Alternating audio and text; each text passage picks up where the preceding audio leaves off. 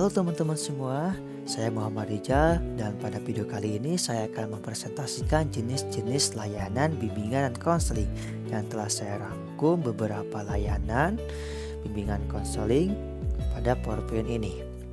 Nah, oleh karena itu, mari kita langsung saja ke pembahasannya ya. Nah, untuk pembahasan yang pertama mengenai layanan orientasi merupakan layanan yang memungkinkan peserta didik memahami lingkungan baru, terutama lingkungan sekolah dan mempelajari objek-objek baru untuk mempermudah dan memperlancar peserta didik di lingkungan barunya.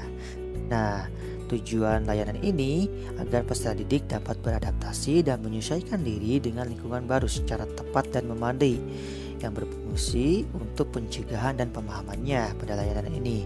Lalu yang kedua mengenai layanan informasi, layanan yang memungkinkan peserta didik menerima dan memahami berbagai informasi seperti informasi diri, sosial, belajar, pergaulan, karir, dan pendidikan lanjutannya, yang mana pada layanan ini membantu peserta didik agar dapat mengambil keputusan secara tepat tentang sesuatu dan berfungsi untuk pencegahan dan pemahamannya pada layanan ini. Lalu selanjutnya mengenai layanan pembelajaran merupakan layanan yang memungkinkan peserta didik mengembangkan sikap dan kebiasaan belajar yang baik dalam menguasai suatu materi belajar atau penguasaan kompetensi yang cocok dengan kemampuannya. Nah, tujuan di layanan ini mengembangkan sikap dan kebiasaan belajar yang baik dan layanan ini berfungsi untuk pengembangannya. Lalu selanjutnya mengenai layanan penempatan dan penyaluran merupakan layanan yang memungkinkan peserta didik memperoleh penempatan dan penyaluran di dalam kelas seperti kelompok belajar, jurusan, terus program-program latihan atau magang, serta kegiatan ekstrakurikuler sesuai dengan potensi, bakat, minat, serta kondisi pribadinya. Dan tujuan dari layanan ini agar dapat mengembangkan segenap bakat, minat, dan segenap potensi lainnya. Nah, layanan ini berfungsi untuk pengembangannya. Lalu, selanjutnya mengenai layanan perorangan, merupakan layanan yang memungkinkan peserta didik mendapatkan layanan langsung secara tatap muka atau perorangan dengan guru pembimbingnya untuk membahas dan menuntaskan permasalahan yang dihadapinya dan perkembangan dirinya.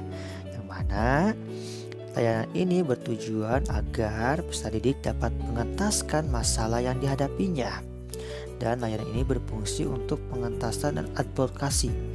Nah, lalu selanjutnya mengenai layanan bimbingan kelompok, merupakan layanan yang memungkinkan sejumlah peserta didik secara bersama-sama melalui dinamika kelompok memperoleh bahan dan membahas pokok atau bahasan suatu topik tentang menunjang pemahaman dan pengembangan kemampuan sosialnya baik secara individu maupun sebagai pelajar atau kegiatan belajar mengajar seperti itu, serta karir untuk pengambilan keputusan atau tindakan tertentu melalui dinamika kelompoknya, yang mana berfungsi untuk pemahaman dan pengembangannya.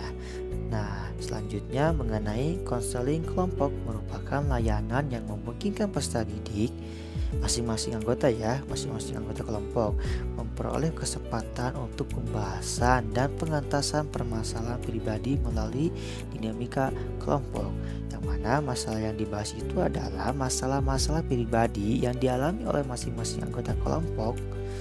Dan layanan konseling kelompok ini berfungsi untuk pengentasan dan advokasi seperti itu teman-teman semua.